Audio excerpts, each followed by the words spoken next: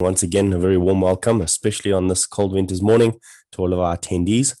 Just as a reminder to continually prevent COVID-19, we want to ensure we wash our hands regularly with soap and water or use an alcohol-based hand sanitizer when this is not available. Avoid touching your eyes, nose, and mouth with unwashed hands. Avoid close contact with people who are sick.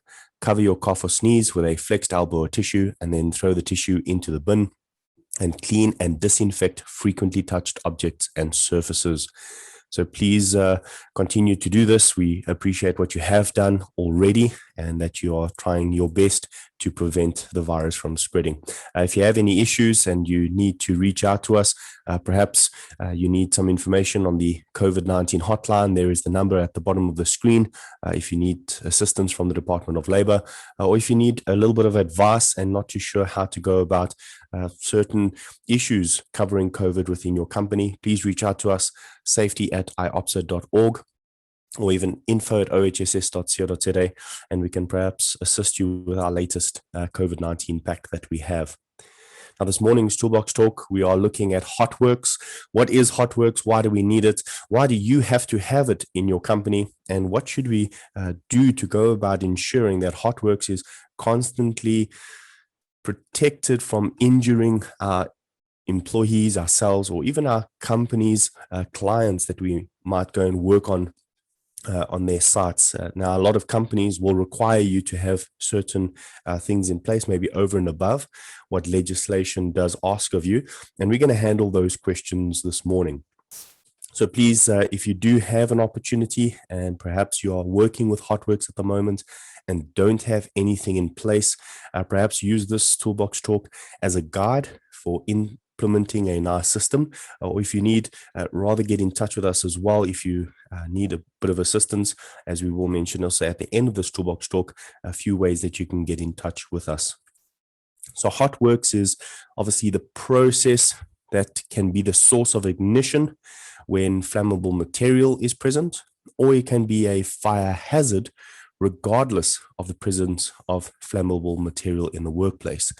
So when we look at HotWorks, we look at anything that may cause or create a fire. So either it becomes the source of ignition, perhaps when we have hazardous chemical substances on site that is flammable, such as petrol. If this is on site and it's not being stored correctly, handled correctly, or used correctly, then sometimes the work that we are performing around this type of chemical could create the source of ignition. In other words, it could lead to the fire. Now, if there is no material on site, perhaps there's nothing on site that is flammable, but you still are performing work such as cutting, welding, soldering, brazing, grinding, as you see, this could become a fire hazard. In other words, you could create a fire regardless of the presence of flammable material in the workplace.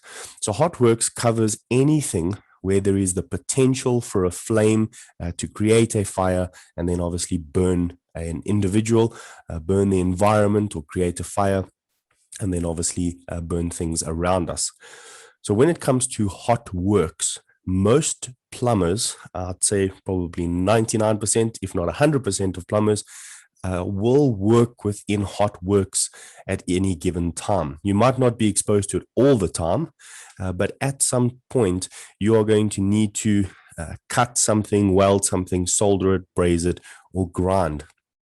Now, when this scope of work comes up, it is referred to as a hot work. So because it is a process where what you are performing is going to create a fire, there are certain things that you need to do. Now, if you're going to perform any of this type of work, which you are already performing, you must ensure the following two procedures are followed. Now, these procedures are company procedures, which is your own internal procedures, and then the client's procedures.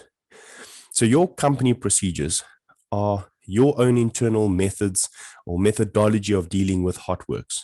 This will be part of your risk management plan, the scope of work procedures, as well as any method statements, along with any internal permits that you have to ensure the hot work is performed correctly and in a safe manner.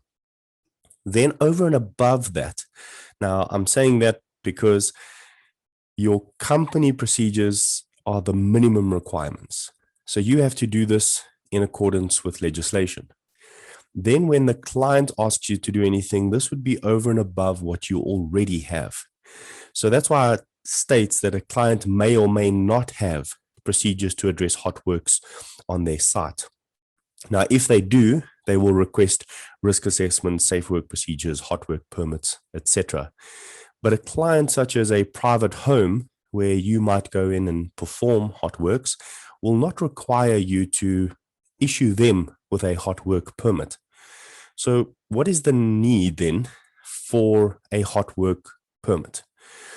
Well, you see, the hot work permit allows the company, you yourself, the ones performing the work, to ensure that the work that is done that surrounds the hot works, the grinding or the welding, is not going to cause any injury or harm to your employees, and then is also not going to create a hazard which leads to risks on the actual site for the client, and then later on may lead to potential fire hazards for that client of yours, especially when it comes to a private client.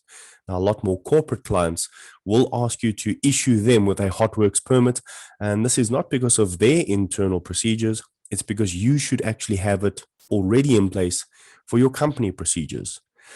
Then we have clients that go over and above the law completely, even over and above our own company procedures, and they will issue you with a blank template of a work permit. They will tell you to draft a risk assessment according to their standards. You will then have to give them a method statement of how you're going to go about keeping your employees safe, their work site safe, as well as their employees on their site safe. And then you will have to fill in their permit and get it signed off by their health and safety officer, as well as by the person responsible for health and safety within your company. Once that is all done, you will then have a permit that is signed off to continue working. Now, all of these are because they have their own internal company procedures as a minimum requirement, and you have your company procedures as a minimum requirement. And if these overlap and support each other, the strongest one of the two should always prevail. So a client may dictate terms to you in terms of ensuring you have legislated procedures in place. So what does this mean? What if you don't have an internal system? And a lot of plumbers that I've spoken to say, well, we don't have this. We rely on the client to give it to us. Or very simply put, if you do not have an internal system for the management of OHS, you have to get one.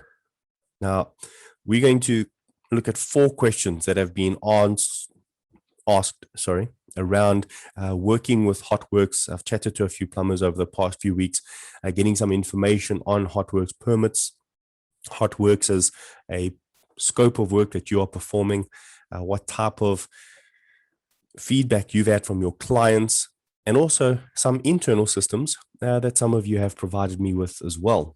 And I want to just say thank you very much for those of you who had the opportunity to send me this information. But 4 questions came up where some plumbers did not have it and they thought they did not need it. And one of the questions was, why do I need it? If the client doesn't ask me for it, why must I have one? So it's almost as if, if I'm not being checked on, then really there's nothing that I need to put in place. Until something goes wrong or until somebody actually asks me for it, I will then put it in place. A very big question, and this is obviously something that we're going to spend a little bit of time on, is it a legal requirement to have these internal systems? And then some asked, well, where do you start with this whole system? I mean, how do you go about ensuring that you have everything legally required in terms of the law? Now, we're not saying that you have to have a complex safety management system like an ISO 45001 system for your company. That's not a legal requirement. But what is a legal requirement is a set of internal procedures that will assist you in mitigating your risk. And so we're going to go through that information now, looking in terms of hot works, because you are performing this work, but actually it's going to be for any scope of work that you are providing. And then one of the biggest questions that we got from every single person that we had, where can you get help? If you have questions or comments or queries, or perhaps you have a system in place and you want to know if it's good enough, perhaps you have a system in place and you want to assist others to have the same system and you could offer it as a template, where can we get help then as plumbers within the industry? But let's look at each one of these separately. The question is, why do you need it? If the client doesn't ask you, why should you have one? Well, the reason for any procedure or any permit or any risk plan is to mitigate the potential for incidents and accidents. Now, this is not saying that every site you go on will have a risk for your life, but there will always be hazards and risks on a site. They might have already been mitigated to a very insignificant point where if it does happen, it's going to be a near miss or low impact. And this is because systems have been put in place to ensure it is as low as reasonably possible. Now, if it's already gotten to that stage, there is still what we call residual risk. In other words, there is still the potential for that risk to expose a person to some sort of danger. Now, if we get it to a reasonable degree where we feel happy that should that residual risk occur, it's not going to be a high risk. And if we can get it to that point using the hierarchy of controls to ensure that we are performing hot works on site, yes, we cannot eliminate that. We have to weld, we have to grind, we have to cut, we have to braze. Those are things that cannot be eliminated. And that is the source of your danger. That is why you have hot works. It's because you have to perform that type of work. Now, if you cannot eliminate that, you start mitigating it to the point where you can actually perform that work safely on site without endangering other people, including yourself and those around you.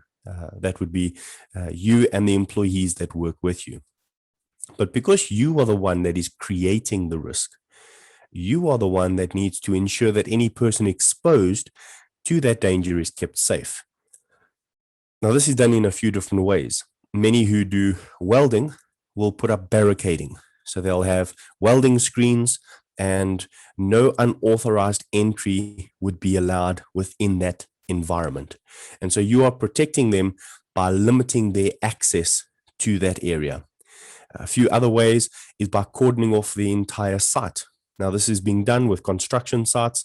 You'll notice construction sites are not open to any person. They'll have fences around them, and you are not allowed to access it unless you go to one security point, and that security will allow you access should you have the necessary safety, personal protective equipment, or permits to allow you in there. And that is because they do not want to expose the dangers inside the construction site to those outside the construction site. But should you go in, then the barricading is no longer sufficient. You see, then administrative measures come into play. Things such as toolbox talks, daily safe task instructions, medicals, inductions, all of this type of paperwork forms what we call a system of work. And that system of work is the procedure that you have to go about, step 1 to step 2 to step 3, a process flow in order to get to the outcome of being safe. Now, some are complex systems, some are step 1 and step 2, done, you're happy, you've kept yourself safe. What we want to do is try and keep it as simple as possible, but being as effective as possible. So don't focus all your energy on ensuring your internal system is just simple. You need to focus your intention on ensuring that it is effective. All right, now we come to the question, is it a legal requirement? Well, according to the Occupational Health and Safety Act, Section 8, it is the duty of the employer. Now, not the duty of your client, not the duty of your customer. It is the duty of your employer. In other words, every company that has a CEO, managing director, or person responsible for that company, the owner of the company, they are defined as an employer in their own right. Now, notice the very first sentence of that act. Again, it's a legal act for occupational health and safety. Every employer shall This means you have to provide and maintain, as far as reasonably practicable, a working environment that is safe and without risk to the health and safety of his employees. And by extension, this would be any person that is affected by the scope of work you perform. Now, if you just take a look at the next two sections, 8.2a and 8.2b, we could spend the whole day discussing just section 8 of the law, but it says a provision and maintenance of systems of work. Now, the word providing it and maintaining a system of work. Now, this system of work is what we will discuss on the next slide. And then under section 2, 8.2b, taking steps. Now, a step is a methodology or a procedure. You take steps to reasonably and practically eliminate or mitigate any hazard. So something that is currently there, or potential hazard, something that may arise to the safety of employees before resorting to PPE. So is it a legal requirement? Well, it's a resounding yes, it is a legal requirement. And you'll notice it says reasonably practical. It gives you a system of work. So how do you know what should go in the system? So the question is, where do you start? How do you get an internal system in place? Well, that's fairly simple. The easiest way to get an internal system in place is to start off by writing down your scope of work. So as a plumber within the industry, you need to write down all the tasks that you perform on a daily basis.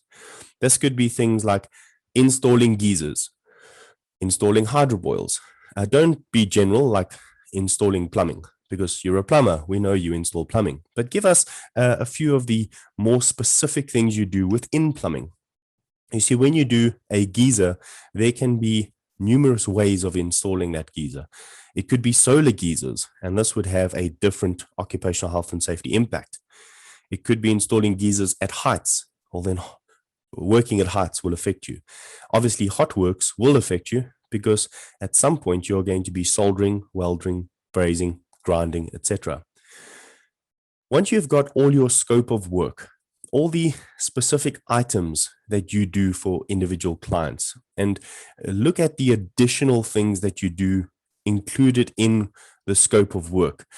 What do we mean by that? When you install a geyser, write down just a small list, a 1 to 10, 1 to 20, however many steps it takes to install a geyser.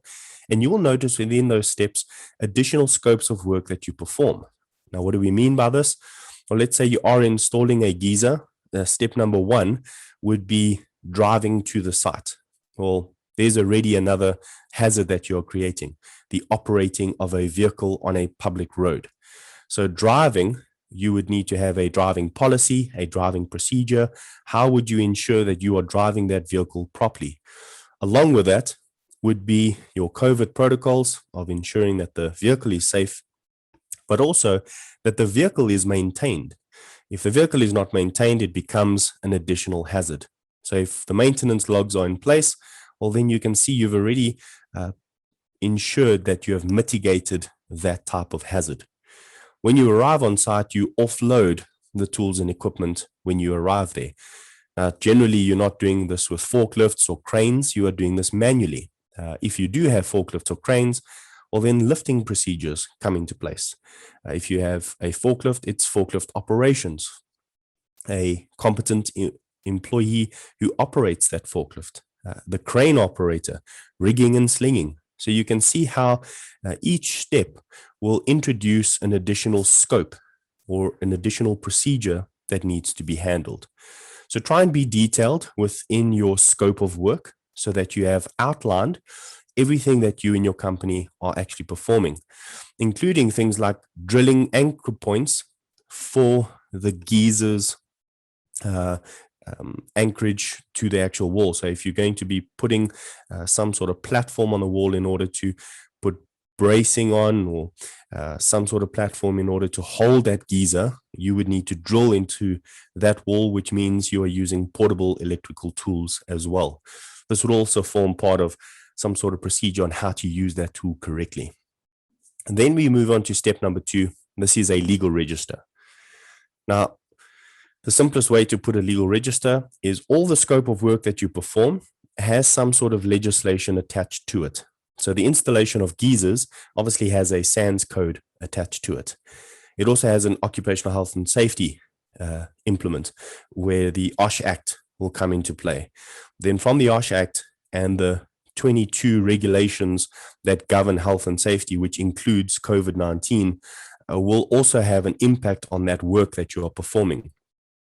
So for one, when you are doing a geyser, if you're working at heights, well, then we are going to start looking at your general safety regulations. If you are going to be working with hazardous chemical substances, well, the hazardous chemical substance regulations will then affect you. If you are using portable electrical tools, your general safety regulations will affect you. In fact, GSR or General Safety Regulation Section 2 handles personal protective equipment. Section 13A handles the use of ladders. Then you have to have some sort of incident and accident procedure, and your general administrative requirements or regulations come into play to ensure that you handle those types of incidents and accidents correctly. Then if you're dealing with hot works, as we mentioned earlier, your environmental regulations for workplace, in particular Section 9, having adequate firefighting equipment on site. And you see this legal register will now be attached to your scope of work. So when you say installing geysers and all the tools and everything that you're using and how you perform it, you can now put the legislation that is attached to it next to it. Now you have a register of all the legal requirements for your company. Based on all of this scope of work and the step-by-step way or scope or method of doing your work, you now put this all into a risk assessment. In other words, you start by number 1 and you move all the way down and you identify the hazards. You then rate the risk, and based on that, it will tell you if it's low, medium, and high. You can then put in place a safe working procedure in order to mitigate that risk, and then you will have your residual risk, what is left over. And if you've got it to a ALOP or as low as reasonably possible risk, you can then say that you are happy that this risk assessment can be implemented. Now, if you implement it, you have to have a policy. In other words, you have a policy in your company in order to drive correctly, in order to look after the health and safety of your employees, in order to look after the environment. And then it goes further to other regulations or acts, your COVID-19 policy, your smoking or substance abuse policy, your non-conformance policy. All these policies are dependent on your scope of work and how deep you go within your health and safety system.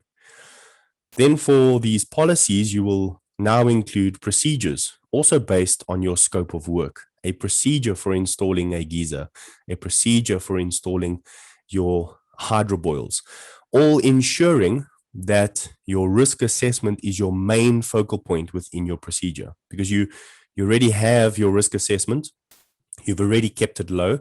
So your procedure now is a step-by-step methodology of ensuring they stick to what the risk assessment says. And this essentially becomes your system of work, because every procedure will have some sort of document to ensure that it is being done correctly. This could be such as a register or a checklist to ensure your portable electrical tools or portable power tools are being looked after and maintained, a vehicle register, a vehicle checklist. So all of that now becomes your system of works in order to support your scope of work. And then you train, and you have an internal training system. You can have external as well, specialized first aiders, firefighters, etc. But everyone should be trained on the scope of work, your risk assessment, your policies, procedures, and how the system of work must be done. You will then monitor your own resources. So you monitor this by internal audits, external audits, however you want to do it. And this leads us to what we call Plan, Do, Check, Act methodology.